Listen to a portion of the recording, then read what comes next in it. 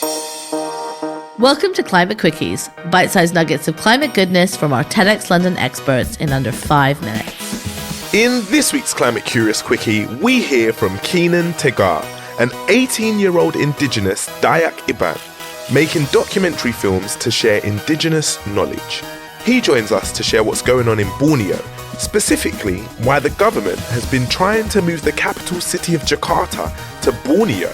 Over to Kynan to share more. Stay curious. So, my name is Kynan Tegar. I am an 18-year-old Indigenous filmmaker from the Dayak Iban tribe of Borneo, Indonesia. I grew up in a village, my village, Sungai Utik. It's a small village in the heart of Borneo, and it's a village that still has very, very rich culture. And because of that, we still have our forests that our grandfathers, my grandmothers fought for. In the 70s, a logging company came to my village. They came with truckloads of money, and they wanted to exchange it for the right to our land. But our grandfathers, they said, no, we do not want these temporary gains to take priority over the life that our forest has give and will give, because the forest is their legacy and now my legacy to the future generations. That's what inspired me to do what I'm doing now. Since I was 13, I've been making films focusing on my people, our people, and our connection to the land, what it means to us, the nature, our culture, and our role in what is happening now in the world with climate change becoming a reality. So I'm here at the New York Climate Week as a youth representative of AMAN, the Indigenous Peoples Alliance of the Archipelago.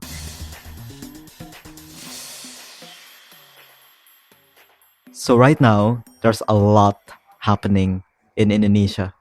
In January of last year, the government enacted a new law that legalized the moving of our capital city of Jakarta, a congested city with more than 30 million people living in it.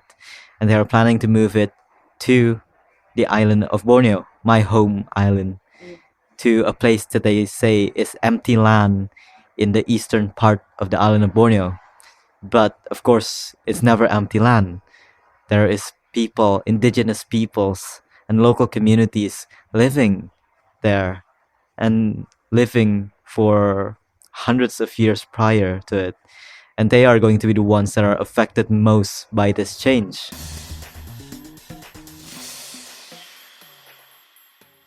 And this won't affect just the peoples, but it will also affect the entirety of the island, the ecosystems within it. And because of that, the world, because Borneo is home to one of the largest rainforests in the world that is still intact, and it sequesters millions and billions of carbon. And if this new capital comes to fruition, it will provide access to these primary forests and impact the local communities living there. They would lose access to their land. They would lose access to their way of life, to the forest that provides them with everything they need.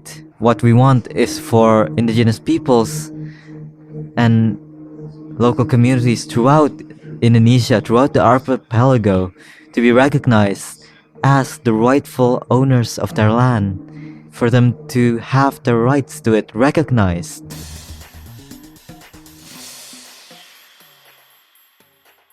This new law by the government that was finalized in less than 43 days is changing the history of the people who have lived there for hundreds of years. It will erase their history. It will erase their culture, because without land, without their customary territory, these peoples, they wouldn't be able to practice their culture. They wouldn't be able to live off of the land that they call home. That's something that has happened in so many other communities throughout not only our island, but also Indonesia, but also the world. You know, the story that has taken place over and over again. Indigenous communities, indigenous peoples whose lands are taken from them, turned into palm oil plantations, into nickel mines, into coal mines, gold mines, whatever it may be, these extractive industries. Take away their land, take away their ability to sustain themselves. Because of that, they suffer greatly. And so many of the time, these changes, these laws that affect their lives in such critical ways are made without their consultation, made without having their opinions be heard. And that's also what we are trying to achieve through our activism, through our participation in Climate Week here in New York. We want for their free, prior, and informed consent to be recognized, for these companies and countries to recognize how important it is to have that pre, prior, and informed consent of the communities, because we want for there to be no discussion about us without us.